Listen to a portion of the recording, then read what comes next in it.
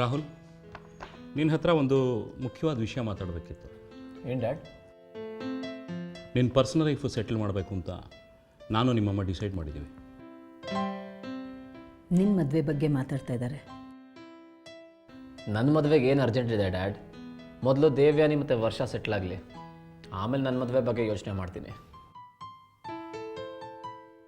ಸದ್ಯ ನನಗಂತೂ ಈಗಲೇ ಮದುವೆ ಆಗೋದಕ್ಕೆ ಇಷ್ಟ ಇಲ್ಲ.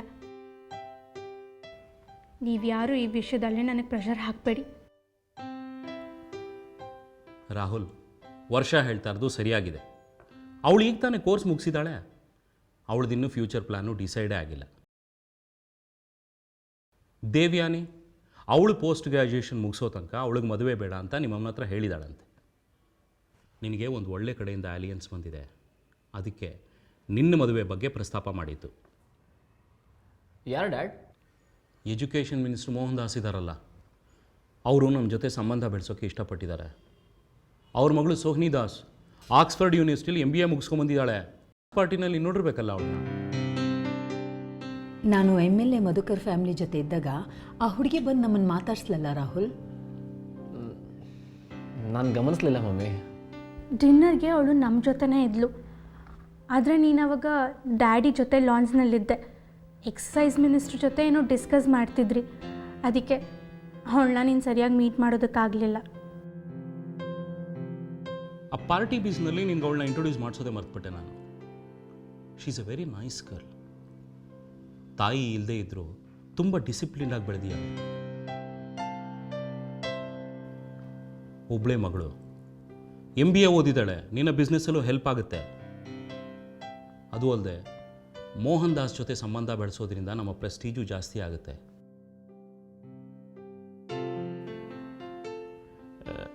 ನನಗೇನೋ ಈ ಅಲಯನ್ಸ್ ಇಷ್ಟ ಆಗಿದೆ. ನೀನೇನು ಹೇಳ್ತೀಯ ರಾಹುಲ್? ನಿನ್ನ ಅಭಿಪ್ರಾಯ ತಿಳ್ಕೊಂಡು ಮುಂದಿನ ವಿಷಯ ಮಾತಾಡೋಣ ಅಂತ ಇದೀವಿ ನಾವು. ಅವನು ಈಗಲೇ ಹೇಗೆ ಹೇಳ್ತಾನೆ ಡ್ಯಾಡ್? ಅವನು ಇನ್ನೂ ಸುಹಾನಿನ ಮೀಟ್ ಮಾಡೇ ಇಲ್ವಲ್ಲ. ಈ ಸಂಬಂಧನ ಡ್ಯಾಡ್ ಇಷ್ಟಪಟ್ಟಿದ್ದಾರೆ ಅಂದಮೇಲೆ ಮುಗೀತು. ಎಲ್ಲ ವಿಷಯದಲ್ಲೂ ಆ ಹುಡುಗಿ ನನಗೆ ಸೂಟಬಲ್ ಅಂತ ನೀವು ಡಿಸೈಡ್ ಮಾಡಿದ್ಮೇಲೆ ಇನ್ನೇನಿದೆ ಡ್ಯಾಡ್? ಗೋ ಹೆಡ್, ನನ್ನ ಕಡೆಯಿಂದ ಏನು ಅಬ್ಜೆಕ್ಷನ್ ಇಲ್ಲ.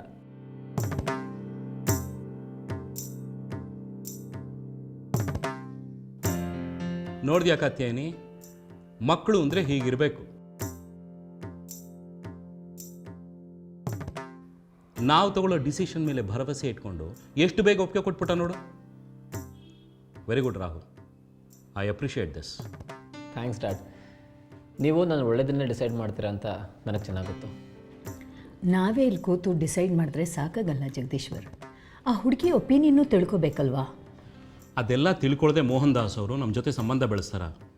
ನೀ ಏನೇನೋ ಮಾತಾಡ್ತೀಯ. ಹಾಗಲ್ಲ ಜಗದೀಶ್ವರ್, ಅವಳು ತಾಯಿ ಇಲ್ಲದೆ ಇರೋ ಹುಡುಗಿ. ಮೋಹನ್ ದಾಸ್ ಅವರು ಯಾವಾಗಲೂ ರಾಜಕೀಯದಲ್ಲಿ ಬ್ಯುಸಿಯಾಗಿರ್ತಾರೆ. ಪಾಪ ಆ ಹುಡುಗಿ ಮನಸ್ಸಿನಲ್ಲಿ ಏನಿದೆಯೋ ಏನೋ. ಮದುವೆ ವಿಚಾರ ಡಿಸೈಡ್ ಮಾಡೋಕ್ಕಿಂತ ಮುಂಚೆ ರಾಹುಲ್ ಒಂದ್ಸತಿ ಅವಳನ್ನ ಭೇಟಿಯಾಗೋದು ಒಳ್ಳೆಯದು ಅಂತ ನನಗನ್ಸುತ್ತೆ. ಒಳ್ಳೆ ಮಿಡ್ಲ್ ಕ್ಲಾಸ್ನವ್ರ ಥರ ಮಾತಾಡ್ತಿಲ್ಲ ಕಾತ್ಯಾಯಿನಿ ನೀನು. ನಾವೇನು ಸಾಮಾನ್ಯದ್ರ ಜೊತೆನ ಸಂಬಂಧ ಬೆಳೆಸ್ತಾ ಇರೋದು? ಅಂಥ ಹೈ ಲೆವೆಲ್ನವ್ರಿಗೆ ಮದುವೆ ವಿಷಯದಲ್ಲಿ ಜವಾಬ್ದಾರಿ ಇರಲ್ವಾ?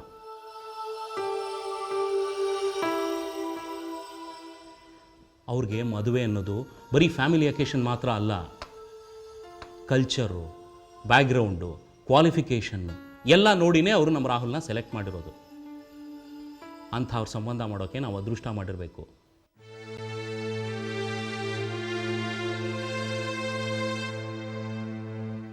ರಾಜಕೀಯದಲ್ಲಿ ಎಷ್ಟು ಪವರ್ಫುಲ್ ಗೊತ್ತಾ ಅವರು? ಎಷ್ಟು ಇನ್ಫ್ಲೂಯೆನ್ಸ್ ಇದೆ ಗೊತ್ತಾ ಅವ್ರಿಗೆ?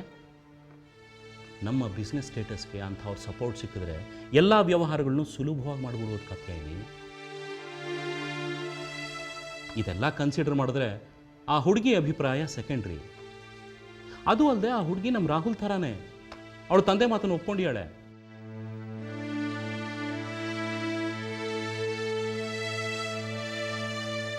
ಒಂದು ಒಳ್ಳೆ ದಿನ ನೋಡಿಕೊಂಡು ಎರಡೂ ಫ್ಯಾಮಿಲಿಯವ್ರು ಸೇರಿಕೊಂಡು ಮದುವೆ ವಿಷಯ ಡಿಸ್ಕಸ್ ಮಾಡೋಣ.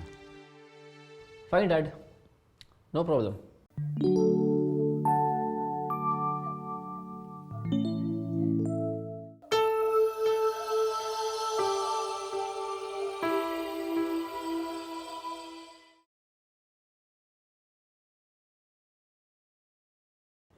5 ಲಕ್ಷ ರೂಪಾಯಿ ಎಲ್ಲಿಟ್ಟಿದ್ದೀರಾ ವಿಶ್ವೇಶ್ವರ್?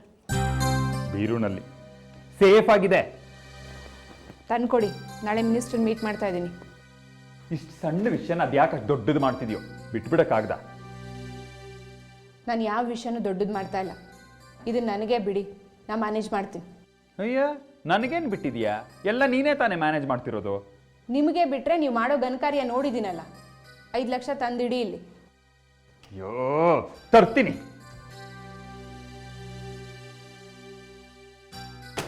ತಗೋ.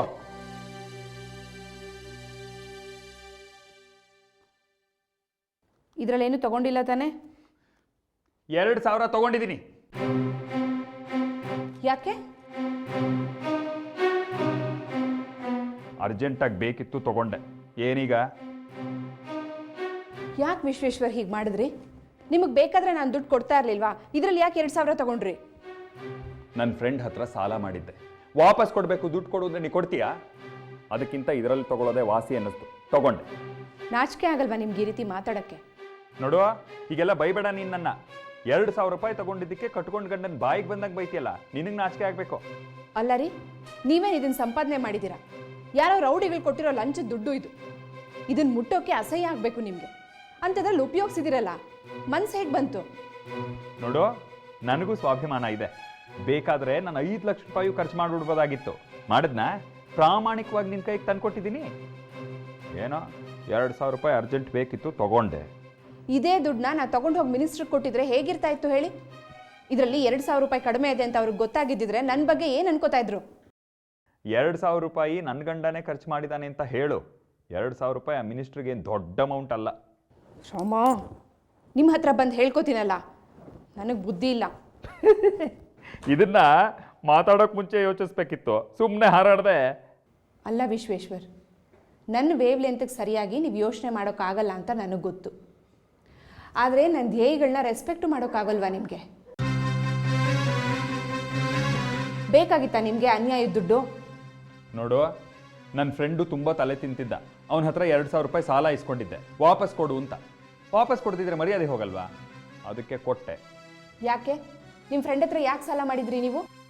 ನೋಡು, ನೀನು ಹೀಗೆ ಪ್ರಶ್ನೆ ಮಾಡಿ ಕಾಟ ಕೊಡ್ತಾ ಇದ್ರೆ ಅದೇ ಫ್ರೆಂಡ್ ಹತ್ರ ಹೋಗಿ 2,000 ರೂಪಾಯಿ ಸಾಲ ಇಸ್ಕೊಂಡು ಬಂದು ನಿಂಗೆ ಕೊಡ್ತೀನಿ. ಅಲ್ಲಿವರೆಗೂ ನೀನು ಆ ಮೀಟಿಂಗ್ನ ಪೋಸ್ಟ್ಪೋನ್ ಮಾಡ್ಕೊ. ಅದಕ್ಕೆ ಹೇಳೋದು, ಬುದ್ಧಿ ಇಲ್ಲದೆ ನಿಮ್ಮ ಹತ್ರ ಮಾತಾಡ್ತಿದ್ದೀನಿ ಅಂತ.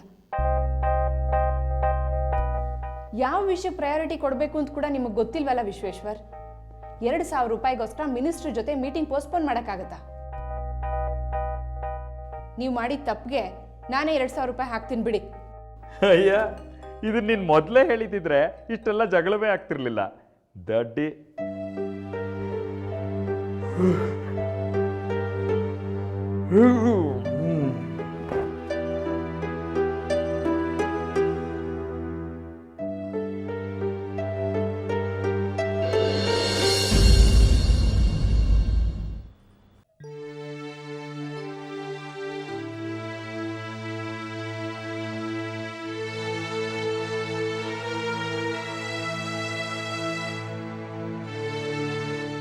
ರಾಹುಲ್,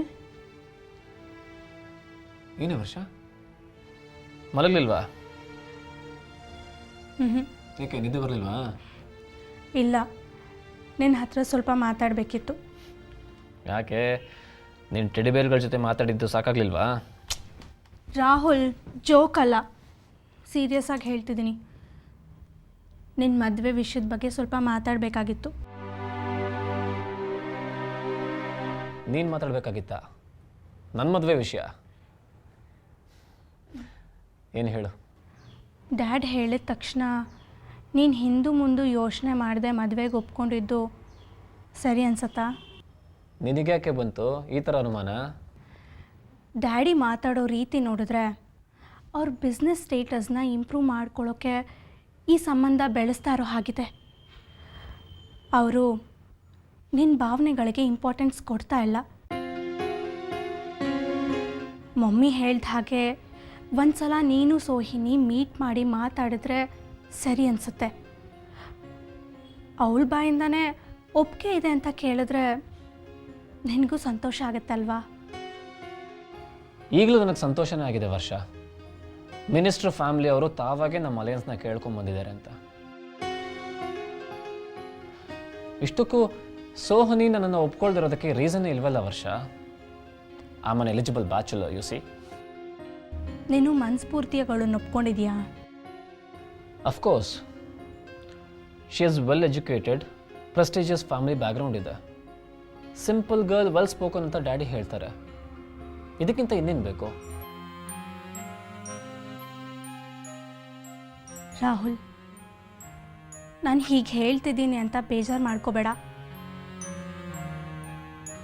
ನನ್ನ ಫ್ರೆಂಡ್ ಅಂಕಿತಾ ಪಾಂಡೆನ ನೀನು ಇಷ್ಟಪಡ್ತಿದ್ಯಾ ಅಲ್ವಾ? ಆಗಾಗ ನೀನು ಅವಳನ್ನು ಮೀಟ್ ಮಾಡ್ತಿರ್ತೀಯ, ಅವಳ ಮೊಬೈಲ್ಗೆ ಮೆಸೇಜಸ್ ಕಳಿಸ್ತಿರ್ತೀಯ, ರೆಗ್ಯುಲರ್ ಆಗಿ ಚಾಟ್ ಮಾಡ್ತೀಯ. ಅವಳಿಗೆ ನಿನ್ನ ಬಗ್ಗೆ ಫೀಲಿಂಗ್ಸ್ ಇದೆ. ಎಷ್ಟೋ ಸಲ ನನ್ನ ಹತ್ರ ಇಂಡೈರೆಕ್ಟಾಗಿ ಹೇಳಿದಾಳೆ. ನಿನಗೂ ಅವಳಂದ್ರೆ ಇಷ್ಟ ಇದೆ ಅಂತ ನನಗೆ ಗೊತ್ತು ರಾಹುಲ್. ಆದರೆ ನಾನು ಎಮೋಷ್ನಲಿ ವೀಕ್ ಆಗಲ್ಲ ವರ್ಷ. ಅಂಕಿತಾ ಮಿಡಲ್ ಕ್ಲಾಸ್ ಫ್ಯಾಮಿಲಿ ಅವಳು. ಡ್ಯಾಡಿ ಯಾವತ್ತೂ ಅವಳನ್ನ ಸೊಸೆ ಮಾಡ್ಕೊಳ್ಳೋದಕ್ಕೆ ಒಪ್ಕೊಳ್ಳೋಲ್ಲ. ಹಾಗಂತ ಅವಳ ಫೀಲಿಂಗ್ಸ್ಗೆ ಬೆಲೆ ಕೊಡದೇ ಇರೋದು ತಪ್ಪು ಅನ್ನಿಸ್ತಿಲ್ವಾ ರಾಹುಲ್? ತಪ್ಪು ಅಂತ ಅನ್ಸೋದಕ್ಕೆ ನಾನೇನು ಮೋಸ ಮಾಡಿದ್ದೀನ ವರ್ಷ? ಮದುವೆ ಆಗ್ತೀನಿ ಅಂತ ಹೇಳಿ ಕೈ ಕೊಟ್ಟರೆ ಅವಾಗ ಅದು ಮೋಸ ಆಗುತ್ತೆ. ನಾನು ಯಾವತ್ತೂ ನನ್ನ ಫೀಲಿಂಗ್ಸ್ನ ಅವಳ ಎದುರುಗಡೆ ಎಕ್ಸ್ಪ್ರೆಸ್ಸೇ ಮಾಡ್ಕೊಂಡಿಲ್ಲ. ಹಾಗಾದರೆ ನಿನ್ನ ಭಾವನೆಗಳಿಗೆ ನೀನೇ ಮೋಸ ಮಾಡ್ಕೋತಿದ್ಯಾ? ಖಂಡಿತ ಇಲ್ಲ. I am being more practical.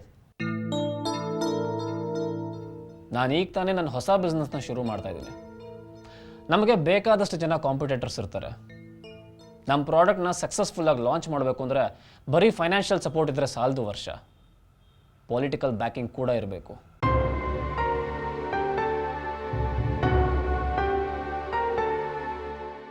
ಬೇರೆ ಕಾಂಪಿಟೇಟರ್ಸಿಂದ ನಮ್ಮ ಪ್ರಾಡಕ್ಟ್ನ ಲಾಂಚ್ ಮಾಡೋದು ಡಿಲೇ ಆಯಿತು. ಇನ್ನು ಮುಂದೆ ಮೋಹನ್ ದಾಸ್ ಅವ್ರ ಇನ್ಫ್ಲೂಯೆನ್ಸ್ನ ಬಳಸ್ಕೊಂಡು ನಮ್ಮ ಬಿಸ್ನೆಸ್ನಲ್ಲಿ ಒಳ್ಳೆ ಬೆನಿಫಿಟ್ಸ್ನ ಪಡ್ಕೋಬೋದು. ನನ್ನ ಆಂಬಿಷನ್ಸ್ನ ನೆರವೇರಿಸ್ಕೊಳ್ಳೋದಕ್ಕೆ ಇದೊಂದು ಒಳ್ಳೆ ಅವಕಾಶ ಸಿಕ್ಕಿದೆ.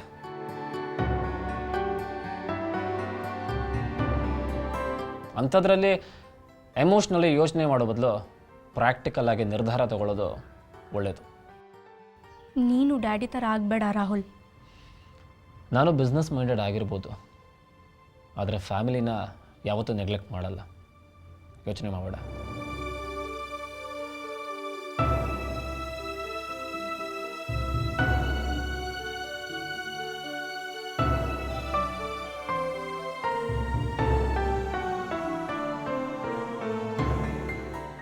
ಈ ವರ್ಷ ಯಾಕೆ ಸುಮ್ಮನದೆ? ನನಗೂ ನಿನಗೂ ಎಷ್ಟು ವ್ಯತ್ಯಾಸ ಇದೆ ಅಂತ ಯೋಚನೆ ಮಾಡ್ತಿದ್ದೆ.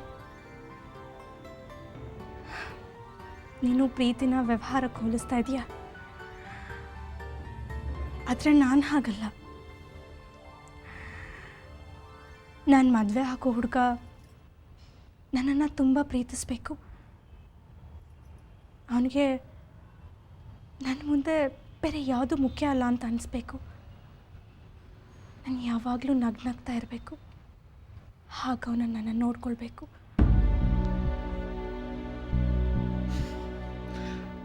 ಏನೇ ಇದು, ಪ್ರೋಮೋನಾ ಅಥವಾ ಲೈವಾ? ಅಂದರೆ ಮುಂದೆ ನಡೆಯೋದ್ರ ಬಗ್ಗೆ ಹೇಳ್ತಾ ಇದೆಯಾ ಅಥವಾ ಈಗ ಆಲ್ರೆಡಿ ನಡೀತಾ ಇರೋದ್ರ ಬಗ್ಗೆ ಹೇಳ್ತಾ ಇದೆಯಾ ಅಂತ ಕೇಳಿದೆ. ಇದ್ದರೆ ಹೇಳ್ಬಿಡು, ಪರವಾಗಿಲ್ಲ. ಇಲ್ಲ ಕಣೋ, ನನಗೆ ಇಂಪ್ರೆಸ್ ಆಗೋ ಅಂಥವನ್ನ ನಾನಿನ್ನೂ ಮೀಟ್ ಮಾಡಿಲ್ಲ. ಹಾಗೇನಾದರೂ ಮೀಟ್ ಮಾಡಿದ್ರೆ ಫಸ್ಟ್ ನಿನಗೆ ಇನ್ಫಾರ್ಮ್ ಮಾಡ್ತೀನಿ, ಆಯಿತಾ?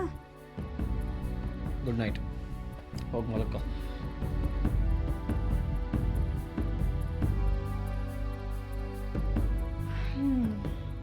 Good night.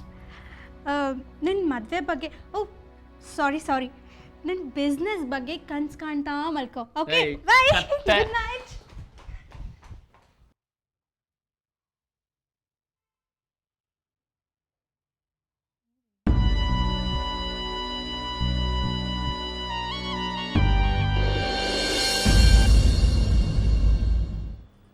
Sir, Priyadarshini Patekar ಅವರು ಬಂದಿದ್ದಾರೆ, ನಿಮ್ಮನ್ನು ನೋಡ್ಬೇಕಂತೆ ಸರ್. ಅವ್ರನ್ನ ಕಾಯಿಸ್ತಾ ಇದ್ದೀರಾ? ಕಳಿಸಿ ಒಳಗಡೆ. ಓಕೆ.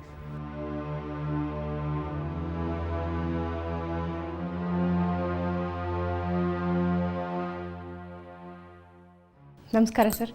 ನಮಸ್ಕಾರ. ನನ್ನ ಹೆಸರು ಪ್ರಿಯದರ್ಶಿನಿ ಪಾಟಂಕರ್ ಅಂತ. ಅಯ್ಯೋ, ನಿಮ್ಮನ್ನು ಪರಿಚಯ ಮಾಡ್ಕೋಬೇಕಾ?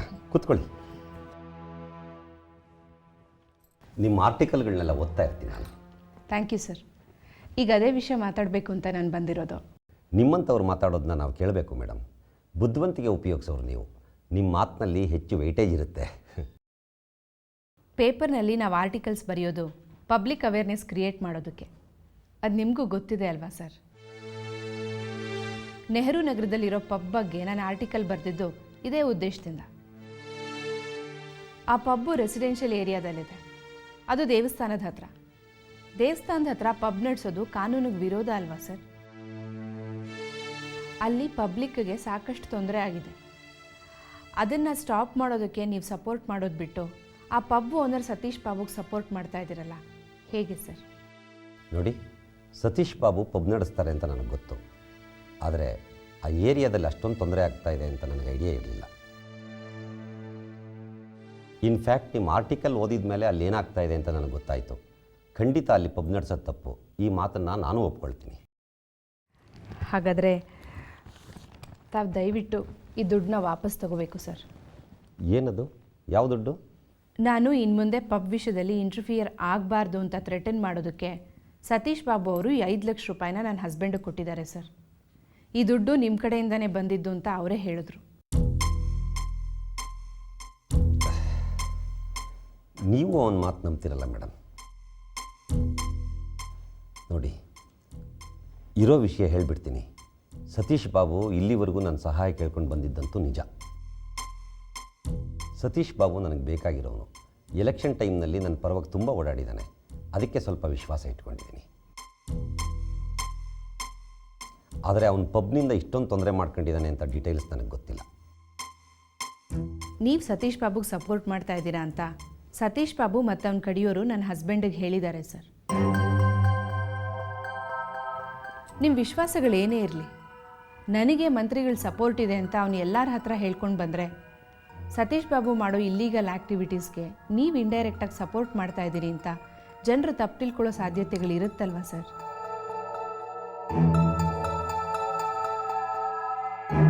ಈ ದುಡ್ಡು ಎಲ್ಲಿಂದ ಬಂತು ಅಂತ ತಿಳ್ಕೊಳ್ಳೋ ಅವಶ್ಯಕತೆ ನನಗಿಲ್ಲ ಸರ್. ಆದರೆ ಸತೀಶ್ ಬಾಬು ಅಂಥವ್ರಿಗೆ ಹೆದರ್ಕೊಂಡು ನನ್ನ ಹೋರಾಟದ ಪ್ರಯತ್ನನ ನಾನು ಬಿಡೋಕ್ಕಾಗಲ್ಲ ಸರ್. ಪಬ್ನ ಕ್ಲೋಸ್ ಮಾಡಿಸಿ ಆ ಇಲ್ಲೀಗಲ್ ಬಿಲ್ಡಿಂಗ್ನ ಡೆಮಾಲಿಷ್ ಮಾಡಿಸೋವರೆಗೂ ಯಾವ ರೀತಿ ಫೈಟ್ ಮಾಡಬೇಕು ಅಂತ ನನಗೆ ಗೊತ್ತು. ಈ ದುಡ್ಡನ್ನ ನೇರವಾಗಿ ಸತೀಶ್ ಬಾಬುಗೆ ಕೊಡ್ಬೋದಾಗಿತ್ತು ಸರ್. ಆದರೆ ಆ ಮಟ್ಟಕ್ಕೆ ಇಳಿಯೋದಕ್ಕೆ ನನಗಿಷ್ಟ ಇಲ್ಲ. ಅದಕ್ಕೆ ನಿಮ್ಮ ಹತ್ರ ರಿಕ್ವೆಸ್ಟ್ ಮಾಡ್ಕೋತಾ ಇದ್ದೀನಿ.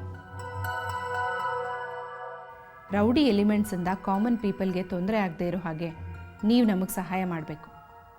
ಈ ವಿಷಯದಲ್ಲಿ ನೀವು ನಮಗೆ ಸಪೋರ್ಟಾಗಿ ನಿಂತ್ಕೋತೀರಾ ಅಂತ ನಾನು ಅಂದ್ಕೊಂಡಿದ್ದೀನಿ. ನೋಡಿ, ನೀವೇನು ಯೋಚನೆ ಮಾಡಬೇಡಿ. ನೀವೇ ಇಲ್ಲಿವರೆಗೂ ಬಂದು ಹೇಳ್ತಾ ಇದ್ದೀರಿ ಅಂದಮೇಲೆ ನಾನು ಅದನ್ನು ಕನ್ಸಿಡರ್ ಮಾಡೇ ಮಾಡ್ತೀನಿ.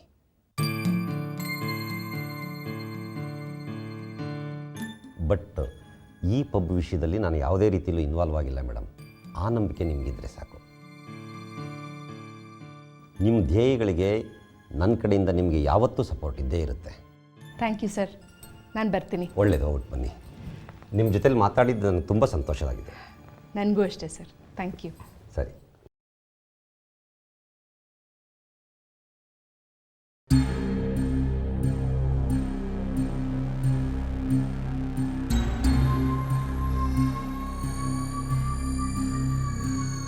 ಜೋಡು ಹೆಂಡಿರಂಜಿ ಓಡಿ ಹೋಗುವಾಗ ಗೋಡೆ ಬಿದ್ದು ಬಯಲಾಯ್ತಲ್ಲ.